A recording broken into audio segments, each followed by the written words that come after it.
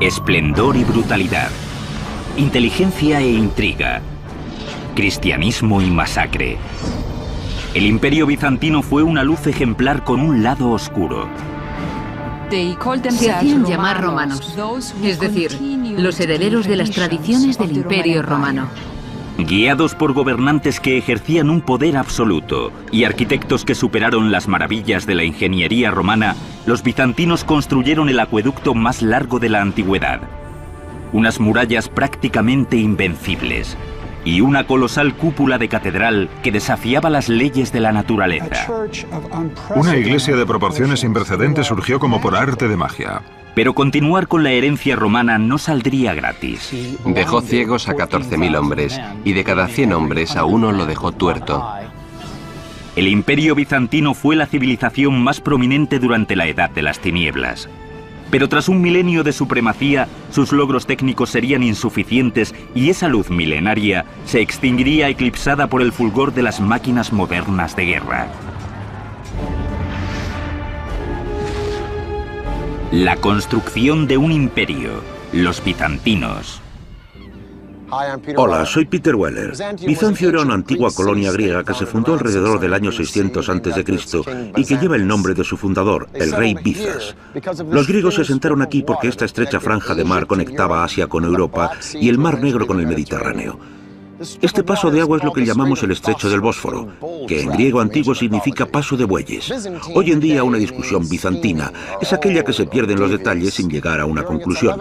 Pero durante sus 1100 años de vida el Imperio Bizantino no solo sería el salvador del gran patrimonio jurídico y literario del mundo occidental, sino también el motor del cristianismo y de paso la cuna de los artesanos, constructores y artífices que acabarían iluminando el Renacimiento justo hasta el siglo XXI. Todo ello sucedería bajo los auspicios de un solo emperador llamado Constantino, quien de todos los impostores y charlatanes que la historia nos ha dado, que se han puesto el sobrenombre de El Grande, fue el único que realmente lo merecía. 8 de noviembre del año 324 de nuestra era. Después de 2 décadas de una sangrienta guerra civil, el emperador Constantino finalmente se hace con el control absoluto de todo el Imperio Romano. Es un dirigente con amplitud de miras, un brillante estratega y un hombre que no conoce límites. En realidad, llegó a ser emperador gracias a sus artimañas y fue despiadado a la hora de asumir el poder. Constantino el Grande fue uno de esos dirigentes que cambió el mundo. Heredó el Imperio Romano, que había sido dividido en 2 partes. Constantino reunificó el enorme imperio y gobernó sobre su mitad occidental y oriental.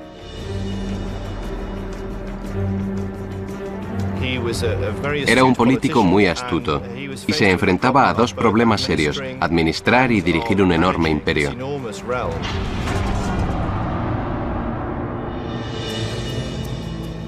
A las 6 semanas tan solo de su ascensión al trono, Constantino viaja a los confines del imperio, a un remoto lugar de la Turquía actual.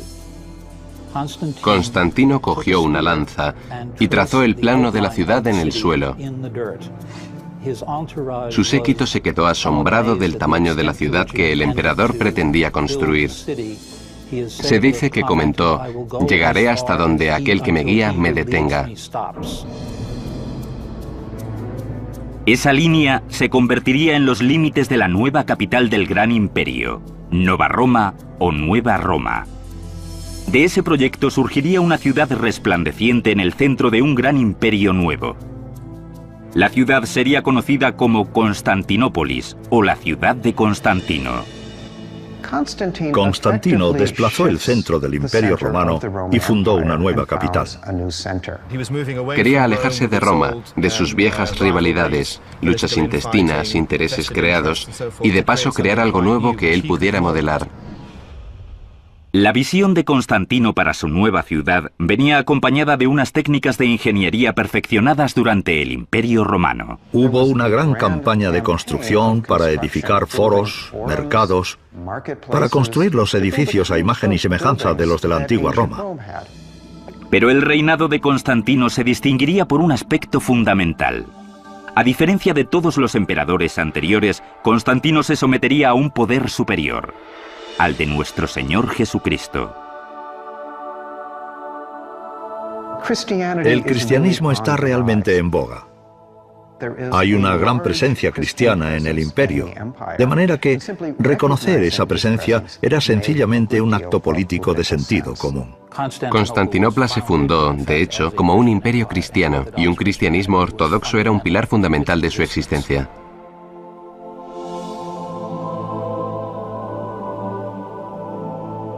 Ahora bien, hay que recordar que aunque el cristianismo venerara a Constantino, este sigue siendo un emperador, en otras palabras, un dictador, que no solo asesinó a su hijo, a su hijastro, sino también a su segunda esposa, todo durante el mismo viaje a Italia. Es decir, si el tipo quiere una ciudad, tendrá su ciudad y no aceptará una negativa. El problema es cómo atraer gente a una ciudad polvorienta llamada Bizancio, situada en la otra punta del imperio. Bueno, en primer lugar, conviene rebautizarla con tu nombre, y en segundo lugar, como hacían todos los emperadores romanos, reconstruirla. Si Constantino levantara la cabeza y viera la magnífica ciudad que hoy en día es Estambul, con sus 12 millones de habitantes, sus 2 millones de turistas anuales, probablemente se desmayaría. Porque en el año 337 de nuestra era, cuando fallece Constantino, la ciudad no solo está a medio construir, también tiene un problema gordo, un aumento demográfico y un pequeño acueducto de provincias en una ciudad rodeada por el mar. Es decir, a ver, hay agua por todas partes, pero ni una sola gota potable. A mediados del siglo IV, la ciudad se moría de sed. Los sucesores de Constantino tendrían que crear una red de suministro de agua mucho más extensa que la romana si querían mantener a la ciudad con vida. El sistema que construyeron sería uno de los logros más extraordinarios de la ingeniería de la antigüedad. Dentro de los límites de la ciudad de Constantino, no había recursos de agua, de manera que se tuvo que traer desde mucho más lejos que en ninguna otra parte del mundo clásico y mediterráneo. La tarea recayó en el ambicioso emperador Valente, que reinó desde el año 364 al 378 después de Cristo. Valente implementaría un atrevido plan para construir el sistema de acueductos más largo del mundo. Cuando estuviera terminado, llevaría agua dulce a 640 kilómetros de distancia y tendría la misma longitud que toda la red de acueductos del antiguo Imperio Romano. La conducción principal empezaría a 240 kilómetros al oeste de Constantinopla, en lo más recóndito de Tracia. El primer problema para los ingenieros bizantinos era hallar el modo de mantener una pendiente descendente constante para que el agua fluyera. Hay túneles bajo tierra, hay canales que corren a lo largo de la superficie y cuando es necesario hay grandes puentes acueductos. Entre los siglos IV y VI, los bizantinos construyeron 60 puentes acueducto. El más impresionante tendría una altura de casi 27 metros. En la actualidad es conocido como el puente acueducto de Curzon-Lugerme. Los obreros construyeron en primer lugar los pilares o los soportes gigantes de piedra. Una vez levantados estos, los mamposteros trabajaron en los enormes arcos. Las piedras de cada arco se mantenían en posición mediante unas cuñas de madera hasta que se colocaba la dovela y se terminaba el arco. A continuación, se construía un armazón en el siguiente nivel y el proceso se repetía. Al igual que los romanos, los mamposteros bizantinos adornaban sus puentes con inscripciones religiosas, pero a diferencia de ellos, eligieron símbolos cristianos y no paganos. A más de 128 kilómetros de distancia, otro acueducto, incluso mayor, conduciría el agua hasta el corazón de Constantinopla, la actual Estambul, la ciudad más grande de Turquía. Me encuentro en lo alto del puente gigante del acueducto que se construyó para la antigua ciudad de Constantinopla bajo el emperador Valente, el reflejo del poderío imperial de Valente. El acueducto entero tiene una extensión de 240 kilómetros y solo esta sección entre las dos colinas de Constantinopla tiene la longitud de 11 campos de fútbol. Y ni que decir tiene que solucionó el problema del agua en la ciudad. Pero no solo solucionó el suministro del agua. Como hemos visto con todos los demás imperios, si quieres hacer una declaración política mediante una obra pública, construye a lo grande. Sin embargo, hacer que el agua llegara a Constantinopla era solo la mitad de la batalla. Una vez en la ciudad había que almacenarla, pero el espacio libre escaseaba. La respuesta de los ingenieros bizantinos a este problema fue el sistema de almacenamiento subterráneo más complejo que jamás se haya visto en el mundo antiguo. Con el tiempo se construirían más de 150 depósitos subterráneos. El más grande sería este, la cisterna de Basílica, 336 columnas soportarían el techo de 7,5 metros de altura. Con 153 metros de largo por 77 de ancho, la cisterna de Basílica podía almacenar el agua necesaria para llenar 27 piscinas olímpicas. Los depósitos subterráneos fueron construidos en depresiones del terreno entre las colinas de la ciudad. Era una solución ingeniosa que no solo aprovechaba el hueco natural, sino que también proporcionaba una superficie plana encima de la cual se podía construir. Gracias a las cisternas, la ciudad podía abastecerse continuamente de agua, incluso en verano, cuando no llovía mucho y del acueducto no salía más que un chorrito. Gracias a su extenso sistema subterráneo de cisternas, la población de Constantinopla creció de manera inédita en una ciudad antigua. A finales del siglo V, Constantinopla andaba cerca del 500,000 de habitantes. Ninguna ciudad de Occidente se le acercaba ni por asomo. Era una ciudad legendaria incluso para los que nunca habían puesto el pie en ella. Pero una oleada de violencia procedente de las lejanas estepas de Mongolia estaba a punto de convulsionar Europa. El ataque iría encabezado por un hombre llamado Atila, y su ejército no tardaría en llegar a las puertas de Constantinopla. Haría falta una brillante hazaña de la ingeniería militar, el sistema defensivo más colosal de la antigüedad, para salvar a la ciudad. Año 410 después de Cristo. Roma ha caído ante las tribus germánicas de los visigodos. Los ciudadanos romanos huyen hacia el este buscando la protección de Constantinopla. Pero era solo una cuestión de tiempo que una horda de bárbaros empeñados en destruirlo todo llamara a la puerta. Se trataba de los hunos. Mientras Occidente está en plena decadencia, Oriente y Constantinopla florecen. La única pega es que cuanto más rica es Constantinopla, más empiezan esas tribus de saqueadores procedentes del norte que ya han atacado Italia a mirarla y decir: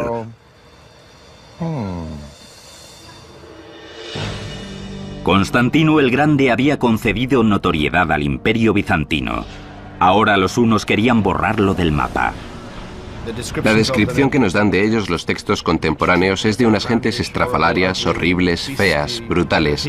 Nos dan una idea clara del miedo que suscitaban entre la gente normal. Pero los bizantinos habían ideado un plan para protegerse de los hunos. Estando situada en la punta de una península, Constantinopla gozaba de las ventajas estratégicas que no había tenido la vieja Roma, que estaba desprotegida y expuesta. Para mantener alejados a sus enemigos, Constantinopla necesitaría unas defensas formidables a lo largo de su vulnerable acceso occidental.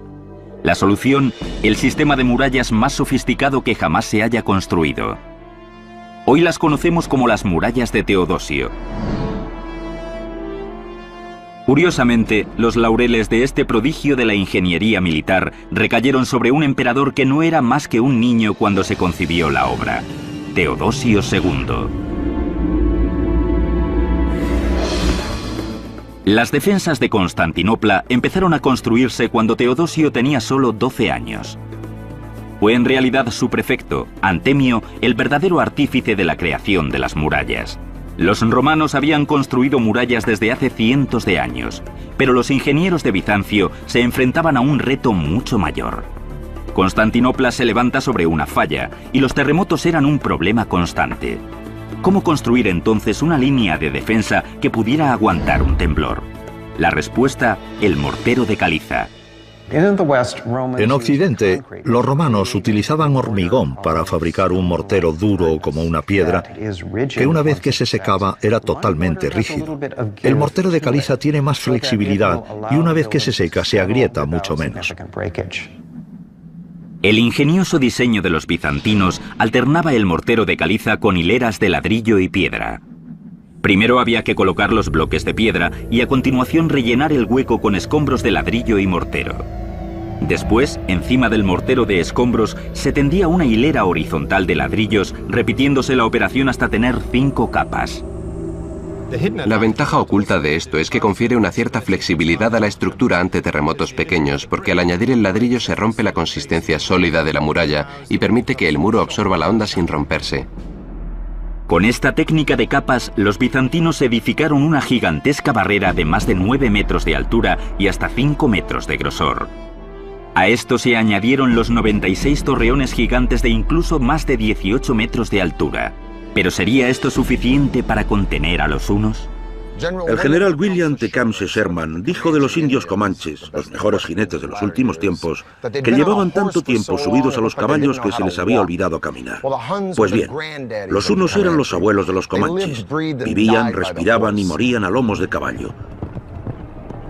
Inventaron el estribo que les permitía levantarse en la silla y lanzar sus flechas y blandir sus espadas con una precisión mortífera. Vinieron cabalgando desde China hasta la India y Europa, arrasándolo todo y aterrorizando a todo el mundo a su paso.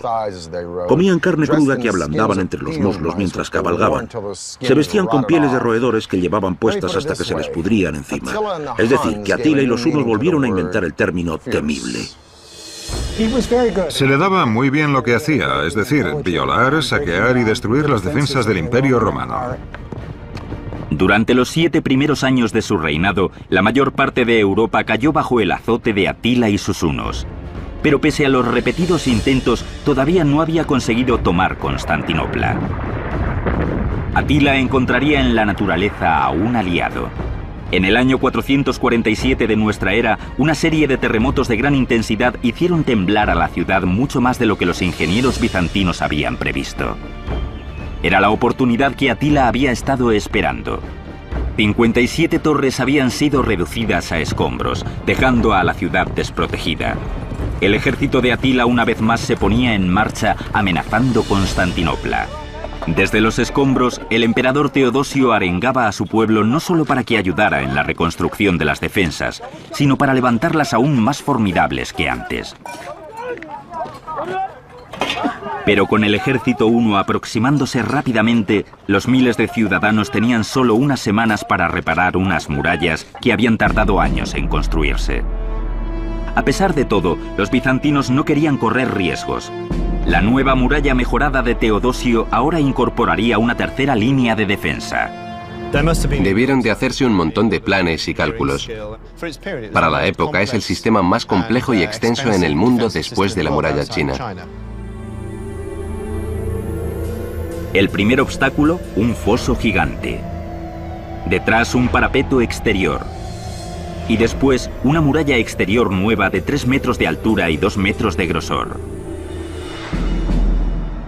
La última línea de defensa y la más impresionante con mucho sería la gigantesca muralla interior original, completamente reconstruida y anclada en sus 96 torreones gigantes.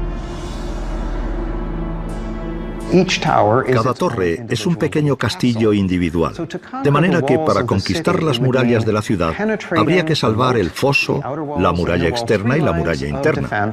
3 líneas de defensa y luego conquistar uno por uno estos castillos individuales. Es un sistema sumamente inteligente. Todos los ángulos, todas las posibilidades de la tecnología de la época están cubiertos. Las obras se finalizaron justo a tiempo.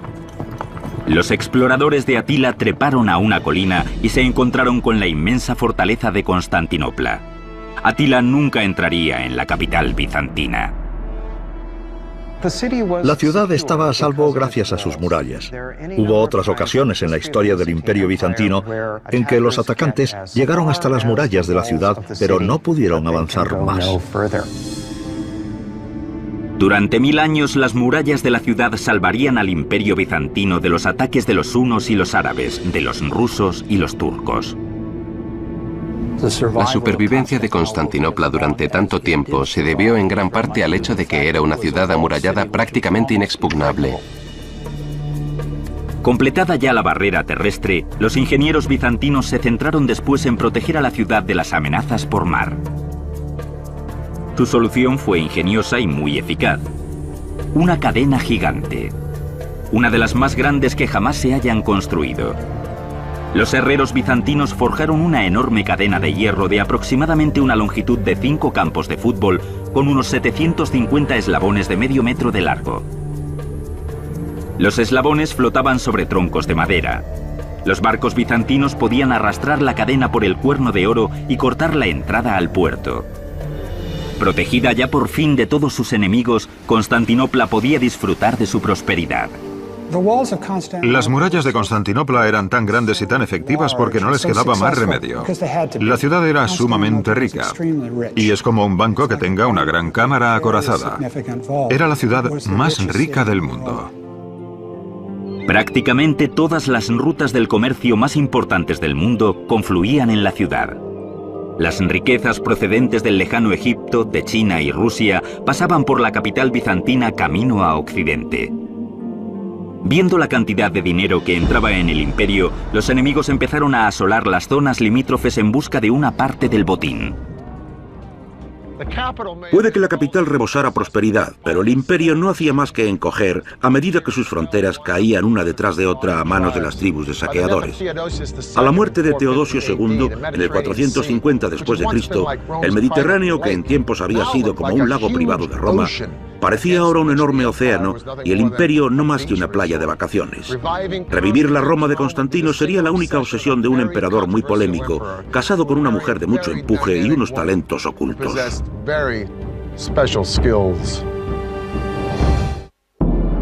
A lo largo del siglo V, el Imperio Romano de Occidente se va desintegrando progresivamente bajo el azote de las tribus bárbaras. En el año 476 abdicaba el último emperador romano. Para muchos el Imperio Romano había caído definitivamente. ¿Pero lo hizo de verdad? ¿Cayó realmente? Porque al mismo tiempo aquí en Constantinopla el Imperio Romano de Oriente iba al alza, prosperaba. Y en el año 527 después de Cristo, un emperador llamado Justiniano sube al trono y no solo se entrega totalmente a recodificar todo el derecho romano, sino que está empeñado en reconquistar el imperio de Constantino. Justiniano I gobernó durante la época dorada del Imperio bizantino. Sin embargo, irónicamente, el hombre que anhelaba recuperar la antigua gloria de Roma era un extranjero. El emperador Justiniano era un campesino procedente de lo que ahora es el norte de Yugoslavia y vino con su tío Justino a Constantinopla para hacer fortuna. Sus 40 años de reinado estarían marcados por la brillantez intelectual, una ética sin parangón y una crueldad desmedida. Dos años antes de ascender al trono, Justiniano se casó con una bella y tenaz mujer llamada Teodora.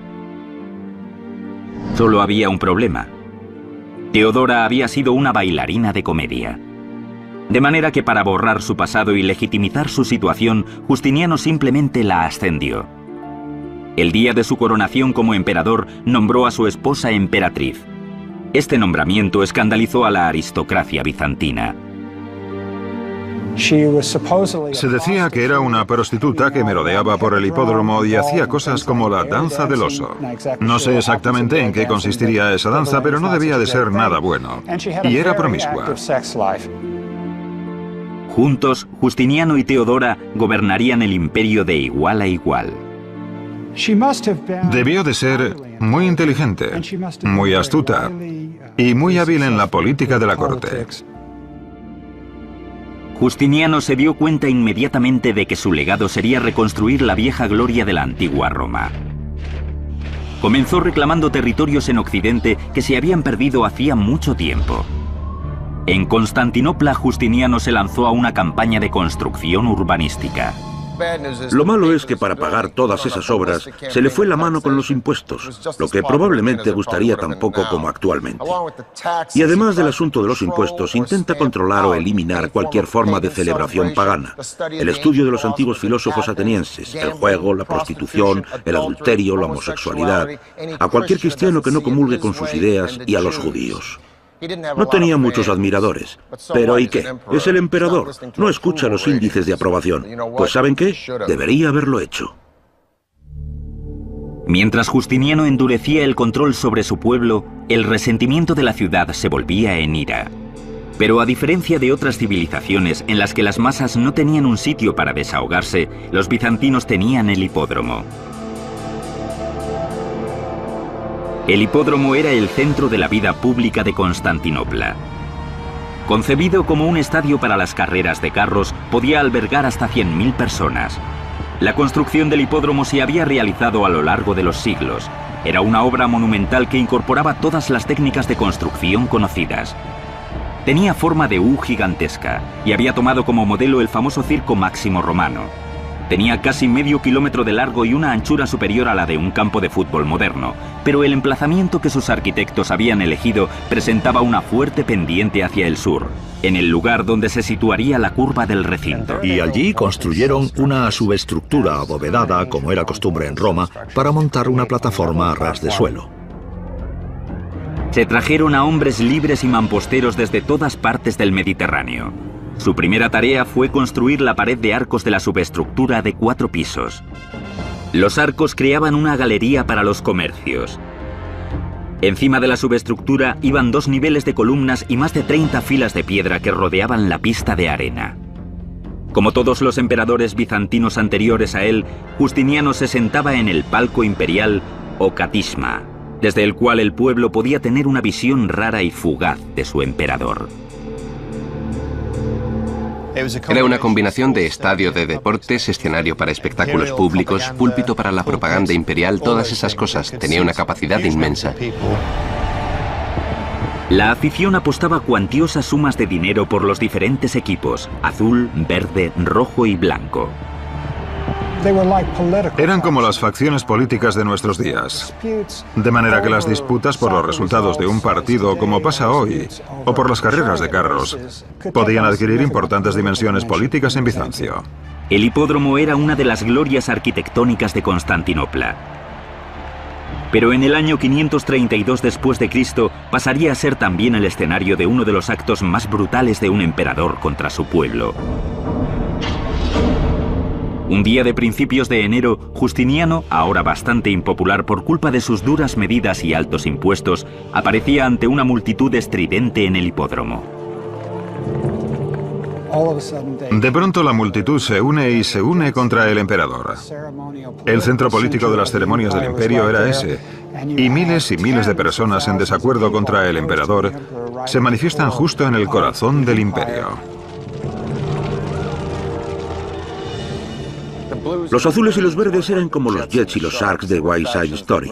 Eran facciones que arrastraban a gente de toda clase y condición, desde matones de calle hasta animales de la política y aristócratas.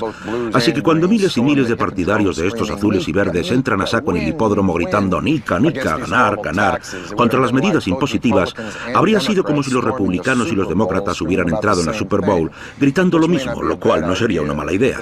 Pero lo malo es que acabó en disturbios y los disturbios en una insurrección. Y una semana más tarde un tercio de la ciudad estaba arrasado. Justiniano estaba tan asustado que estaba a punto de hacer las maletas y largarse, pero menos mal que tenía a su lado una mujer fuerte. Estaba dispuesto a subirse a un barco y largarse a la parte asiática del Bósforo, pero la emperatriz, Teodora, que había sido actriz y prostituta, dijo: "He llegado hasta aquí y no pienso rendirme ahora, quédate y lucha", y así lo hizo. Las palabras de Teodora convencieron a Justiniano, y su respuesta sería calculada y terrible. Ordenó a sus generales que reunieran un ejército y marchó sobre el hipódromo. La conclusión de los disturbios de la Nica es uno de esos sucesos de proporciones bíblicas. Justiniano convoca a los rebeldes en el hipódromo, haciéndoles creer que va a llegar a un acuerdo con ellos, pero de hecho, cuando están todos en el recinto, cierra las puertas y las tropas imperiales los masacran. En pocos minutos, todos los rebeldes que se encontraban en el recinto habían sido sistemáticamente asesinados. El centro de la vida pública de Constantinopla se había convertido en el patíbulo para unas 30.000 personas. Era un hombre de trato fácil y amable, pero que podía ordenar el asesinato de miles de personas sin levantar la voz. La capital estaba en ruinas. Pero en las cenizas, Justiniano atisbó una oportunidad. Ahora edificaría algo que perduraría para siempre en nombre del poder absoluto, el suyo. De las ruinas de Constantinopla se alzaría una de las iglesias más magníficas del mundo, que llegaría a ser el centro de una nueva religión y un ejemplo monumental de la ingeniería bizantina.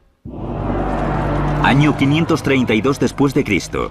El emperador Justiniano ha sobrevivido a la insurrección de la Nica, pero el corazón del imperio bizantino yace en ruinas. Justiniano, con renovada energía, se aseguraría el poder y reconstruiría la capital en nombre de Dios y en el suyo propio. Lo que Justiniano hizo después de que su ejército imperial aplastara la rebelión fue empezar inmediatamente a reconstruir la ciudad y proclamar a los ciudadanos que él era el jefe y que todo iba bien en el Imperio Romano. Nosotros recordamos a Justiniano no por su crueldad. Nosotros recordamos el periodo de Justiniano por el legado arquitectónico tan magnífico que nos ha dejado. Ahora, la prioridad de Justiniano era reconstruir la catedral principal de la ciudad, la Iglesia de la Santa Sabiduría. Hoy en día la conocemos como Santa Sofía.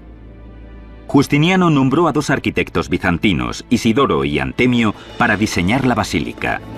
Ambos eran profesores de matemáticas y física, expertos en la teoría, pero sin una experiencia real en la construcción.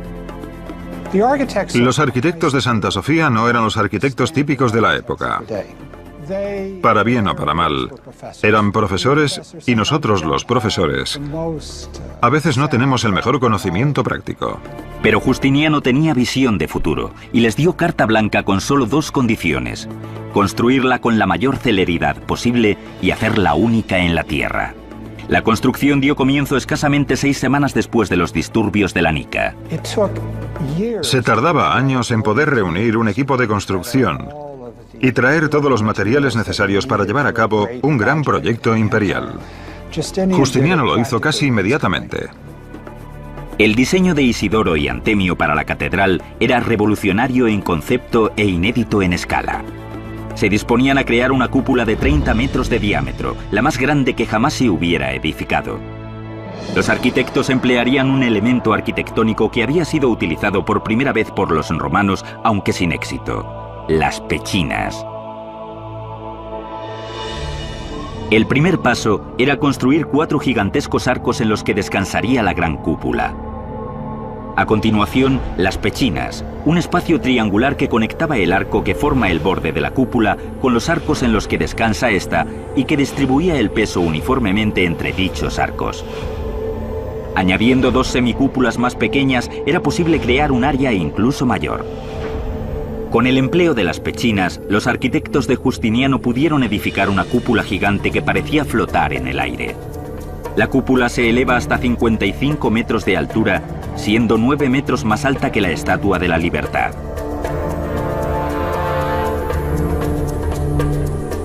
La nave sobre la que cuelga la cúpula sería un enorme espacio abierto de 69 metros de largo por 73 metros y medio de ancho. Había 100 equipos de obreros, cada uno con 100 hombres, y la mitad estaba trabajando en la cara norte del edificio y la otra mitad en la cara sur, y competían entre sí. Una iglesia de proporciones inéditas surgió mágicamente y a tanta velocidad, más rápido que ninguna otra construcción de la época de esa escala.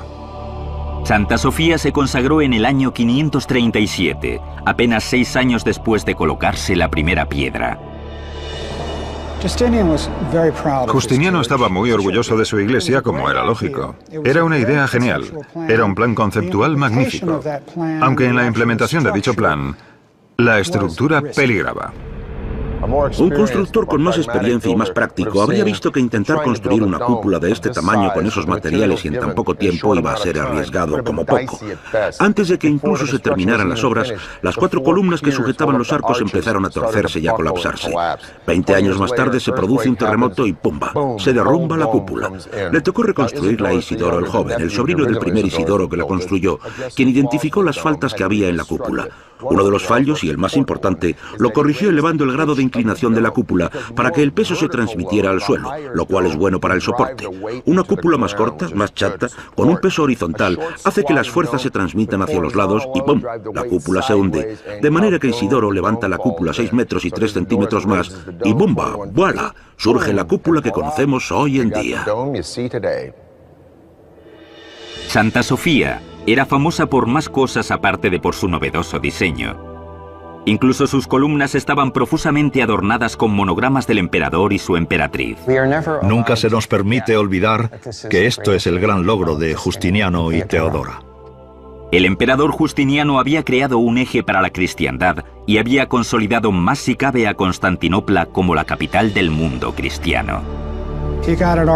Tenía un arquitecto que haría una gran proclama. Y así fue. La mayor iglesia de la cristiandad, la cúpula mayor del mundo hasta el Renacimiento.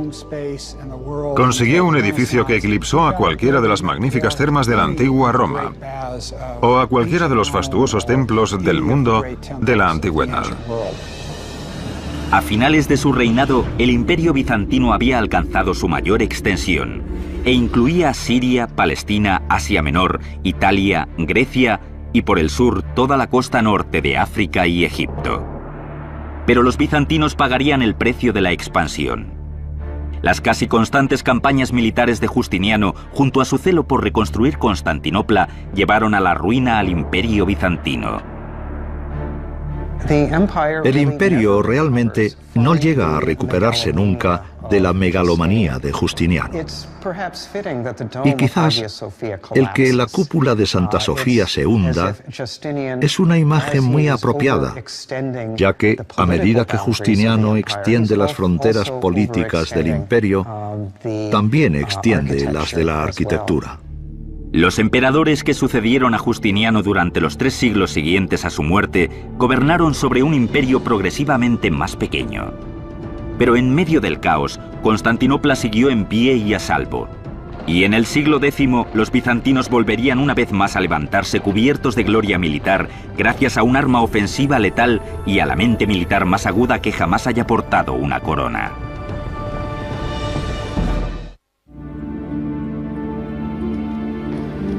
Corre el año 1000, el final del primer milenio de nuestra era. La fuerza dominante en Europa está ahora en el norte con Francia y Alemania y el Sacro Imperio Romano. Mientras que aquí, en Constantinopla, los bizantinos han sobrevivido a las guerras con los visigodos, los persas, los ávaros y los árabes y han capeado el desalentador temporal iconoclasta del año 700, en el que se destruye la mayor parte de su arte. Pero los bizantinos empiezan a recuperarse y en el 1014 están preparados para reconquistar toda la península balcánica desde el Danubio hasta Grecia. El artífice de la recuperación de los bizantinos fue Basilio II, un hombre del pueblo y uno de los mayores genios militares que haya conocido Bizancio. No era un emperador que se sentara ocioso a disfrutar de los lujos de palacio. Todos los años salía a guerrear al frente de su ejército bizantino contra los enemigos. Ha pasado a la historia como el emperador de los soldados, y no cabe duda de que era un dirigente militar muy competente, capaz, muy inteligente, muy versátil, además de ser un buen gobernante. El gran enemigo de Basilio era el zar Samuel de Bulgaria, un reino eslavo que rivalizaba por el control de la península de los Balcanes. En el año 986, después de una década de reinado, Basilio sufrió una aplastante derrota a manos del ejército de Samuel. La primera vez que marchó contra el norte tenía solo 18 años, puede que incluso fuera más joven, y básicamente se metió en una emboscada. Humillado, Basilio juró vengarse de la nación búlgara. Esa venganza la llevaría a cabo un cuarto de siglo más tarde. Mientras tanto, su derrota hizo que sus rivales se envalentonaran. Después de sofocar una serie de rebeliones en su imperio, Basilio puso sus miras en el exterior, en restaurar los territorios imperiales perdidos. Decidido a recuperar la gloria de Bizancio, había ordenado a sus ingenieros diseñar un nuevo modelo de arma ofensiva letal, la catapulta. El diseño de la catapulta se basa en unos principios muy sencillos. Los soldados tiraban con unas cuerdas de un brazo de madera que llevaba incorporada una honda con una piedra. La parte delantera y los laterales de la estructura de madera iban recubiertos con pieles frescas de animales para protegerlos de las flechas incendiarias. Tenía un eje y un brazo con una honda que pivotaba sobre ese eje, y debido a la disparidad de longitud entre las partes del brazo a ambos lados del eje, se podía potenciar al máximo la velocidad de la honda. Se podían arrojar pesos sustanciales a distancias considerables. Pero Basilio II no hacía nada a medias. La catapulta que inventaron sus ingenieros podía lanzar piedras de más de 180 kilos, siendo necesaria una increíble fuerza de 400 hombres para operar el artilugio. Con las mejores tropas del mundo y el arma ofensiva más grande, el ejército bizantino era imparable. Y después de años de contienda, Basilio les había inculcado a sus hombres un credo de ferocidad y disciplina. Tenía fama de ser duro pero justo, y por supuesto, si los soldados creían en su jefe, lucharían mejor y con más eficacia. Prohibía a sus hombres romper filas y les insistía en la necesidad de estar listos en todo momento. Sus fuerzas podían desplazarse a la velocidad del rayo por todo tipo de terrenos. Por fin, en el año 1001, Basilio decidió que era hora de marchar sobre Bulgaria y quitarse una antigua espina. Entonces pone sus miras otra vez en Bulgaria y se pasa los siguientes 15 años básicamente luchando contra los búlgaros año tras año, destruyendo gradualmente sus infraestructuras, asolando el campo y destruyendo la economía. El zar Samuel pronto se daría cuenta del alcance de la furia de Basilio. Samuel había sido el único hombre que había derrotado a Basilio en el campo de batalla y pagaría caro esa distinción. El 29 de julio del año 1014, Basilio lanzó un ataque por sorpresa y venció al ejército búlgaro, capturando 14.000 hombres. Su venganza sería brutal. Los dejó ciegos a todos y de cada 100 hombres dejó a uno tuerto para que pudiera conducir al resto de vuelta a Bulgaria. Cuando Samuel vio a su ejército destrozado y mutilado, le dio un ataque y 2 días después murió. Una cosa es ejecutar a toda esta gente y otra es dejarlos tullidos y enviarlos a su país, donde sus compatriotas van a tener que cuidar de ellos, de manera que se convierten en una especie de carga social permanente. Gracias a esta cruel victoria, el emperador ganó el control de los Balcanes y el sobrenombre de Basilio, el matador de búlgaros.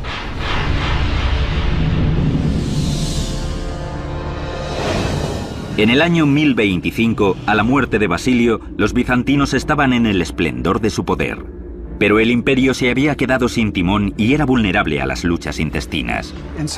En los años que siguieron, el imperio necesitaba a un general como Basilio II, pero no lo tuvo. En 1453, los otomanos lanzaron una nueva arma sobre las imponentes murallas de Constantinopla.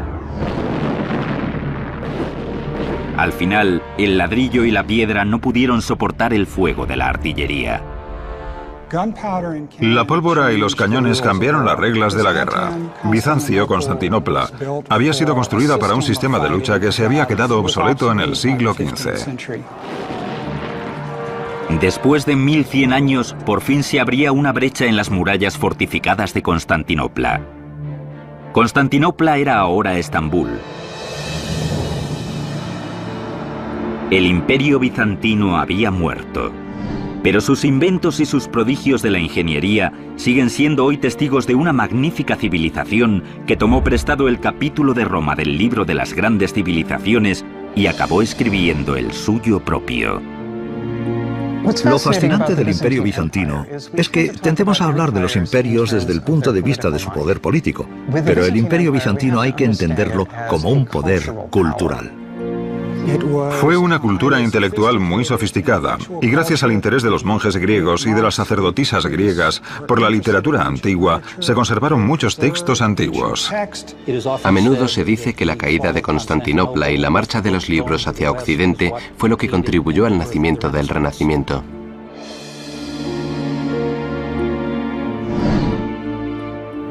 Constantinopla construyó a lo grande. Lanzó al cristianismo al mundo. Forjó las leyes del mundo occidental. Preservó la herencia de la antigüedad. Pero el imperio bizantino había desaparecido para siempre. Para el canal de Historia se despide Peter Weller.